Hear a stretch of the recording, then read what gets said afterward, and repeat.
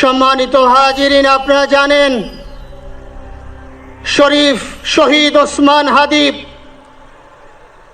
তিনি স্বাধীনতার সার্বভৌমত্ব রক্ষার জন্য এই বাংলাদেশের 18-20 কোটি মানুষের কাছে একটি মেসেজ দিয়েছিলেন কিভাবে একটি স্বাধীনতার সার্বভৌমত্ব রক্ষা করতে হয়। আজকের বড় পরিতাপের বিষয়, আমার বলার মতো কোনো অবস্থা নেই। আপনারা জানেন যে শরীফ ওসমান হাদীর একটি বাচ্চা মাত্র 8 মাস বয়স।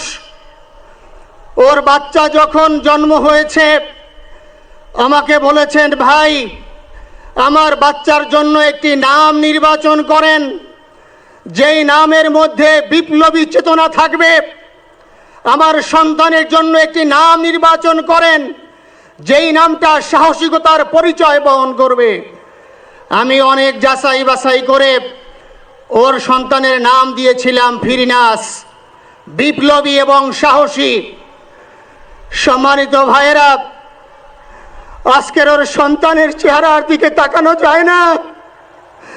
আজকের আমার মা প্রায় পাগল হয়ে যাচ্ছে, জ্ঞান হারিয়ে ফেলছে। আমার ভাই বোন তারা পাগল হয়ে যাচ্ছে। আমার 6 ভাই বোনের মধ্যে সবচেয়ে ছোট ছিল শরীফ ওসমান হাদী। আজকের তার লাশ আমার কাঁধে বহন করতে হচ্ছে। আজকের আপনাদের কাছে আমার কোনো দাবি নাই, শুধু একটি দাবি। 7 থেকে 8 দিন হয়ে গেল দিবালোকে প্রকাশ্যে রাজধানী ঢাকায় জুমার নামাজের পরে খুনি প্রকাশ্যে গুলি করে যদি পার পেয়ে যায়, এর চেয়ে লজ্জার আমাদের আর কিছু নাই। যদি বর্ডার পাস হয়ে যায়, 5 থেকে 7 ঘন্টা সময় তারা কেমন করে গেল, এই প্রশ্ন জাতির কাছে রেখে গেলাম। আমার কোনো চাওয়া পাওয়া নাই। আমার ভাই ওসমান হাদী শহীদ হয়েছে, ওর শহীদি তামান্না ছিল। আপনারা ওর বক্তব্য শুনেছেন, আপনারা শহীদ ওসমান হাদীর টক শো শুনেছেন। ও সব সময় শহীদি তামান্না করত। হয়তো আল্লাহ তাআলা ওর শহীদি সেই মত নসিব করে দিয়েছেন। কিন্তু আপনাদের কাছে আমি এই ঋণ কোনোদিন আমি ছাড়ব না। আমার ভাই শরীফ ওসমান হাদীর বিচার যেন প্রকাশ্যে এই বাংলার জমিনে আমরা দেখতে পারি। ভাইরা আমার, 7-8 দিন হলো, এখনো পর্যন্ত আমরা কিছুই করতে পারলাম না। এই দুঃখে কলিজা ছিঁড়ে যাচ্ছে। আমরা ওসমান হাদীর জন্য দোয়া করি, আমরা ওর সন্তান ওর স্ত্রীর জন্য দোয়া করি। ওর সন্তান মাত্র 8 মাস বয়স। গতকালকে যখন ওর কাছে নিয়ে আসছে, সবাই বাবাকে দেখাবে ওসমান হাদীকে। আমি বললাম কি লাভ হবে, ও তো কোনোদিন ওর বাবার চেহারা কথা বলতে পারবে না। ওর ছেলে আর কোনোদিন জানবে না যে আমার বাবা কেমন ছিল। ভাইরা আমার, ওসমান হাদী আর ফিরে আসবে না। ওসমান, তুমি দেখে যাও, লক্ষ লক্ষ জনতা, তাওহীদি জনতা তোমার জন্য পাগল। ওসমান, তুমি মরো নাই, তুমি আমাদেরকে পাগল বানাই দিয়ে গেছো।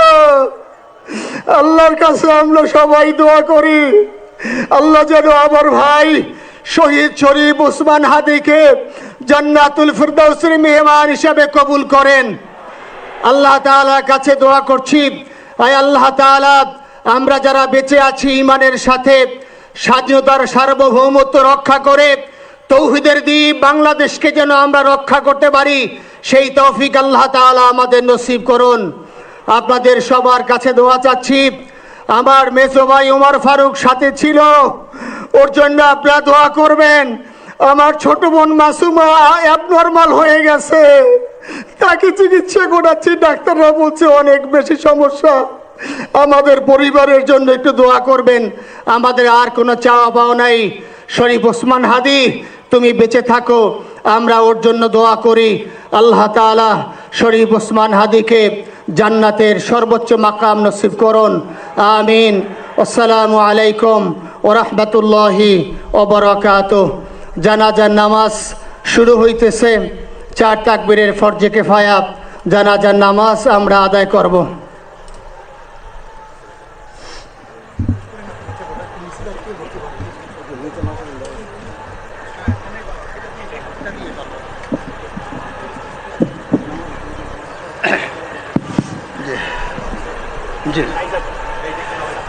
শুনুন, জানাজার নামাজ শুরু হইতেছে। 4 তাকবীরের সাথে ফরজে কিফায়া জানাজার নামাজ কেবলামুখী হয়ে ইমামের পিছনে আদায় করতেছি। আল্লাহু আকবার। এভাবে আমরা নিয়াত করে নেব। যারা আরবিতে নিয়াত পারি তারা আরবিতে করব, যারা আরবিতে পারবো না তারা বাংলায় এভাবে বলে নেব।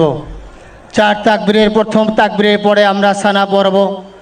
নামাজের মধ্যে যেই সানা পড়ি এভাবেই সুবহানাকা আল্লাহুম্মা বিহামদিকা ওয়া তাবারাকা ইসমুকা ওয়া তাআলা জাদ্দুকা ওয়া জাল্লা সানাউকা ওয়া লা ইলাহা গায়রুক।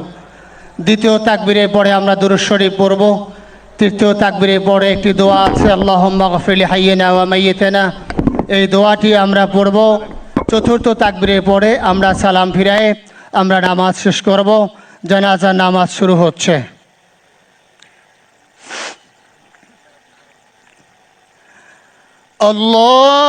আল্লাহু আকবার।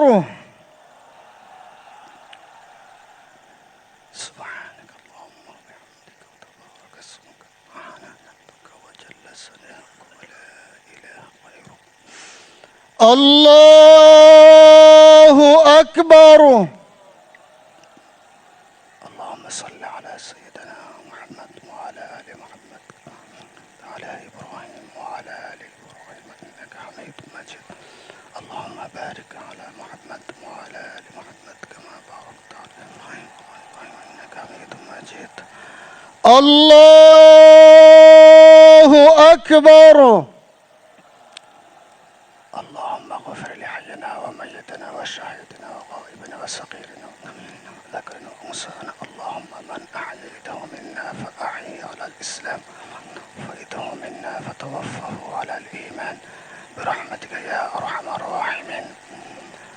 الله اكبر. السلام عليكم ورحمة الله. السلام عليكم ورحمة الله. أشهد أن لا إله إلا الله.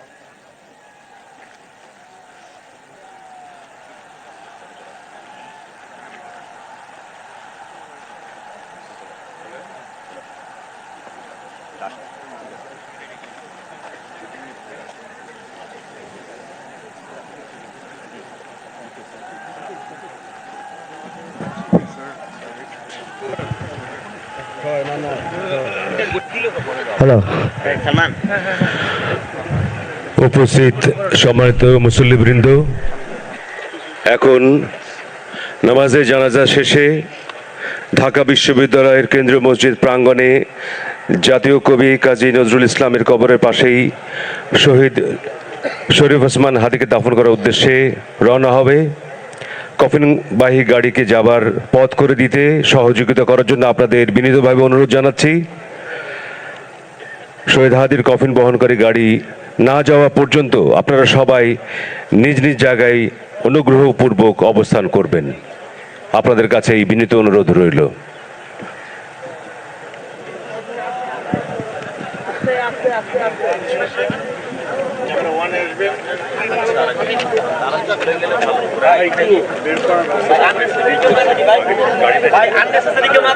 শুরু করলে তো মুখ করতে পারবে না ভাইয়া।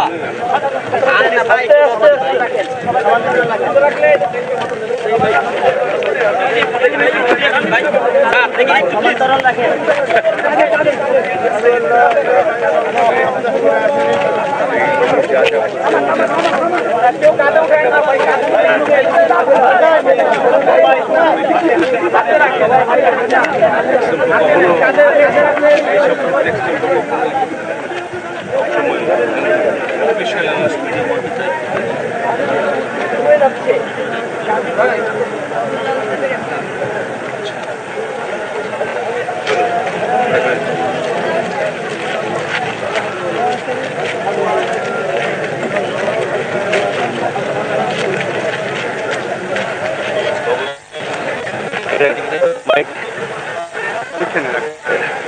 মাইক কাদের? হ্যাঁ, আপনার? আচ্ছা, ঠিক আছে। আবার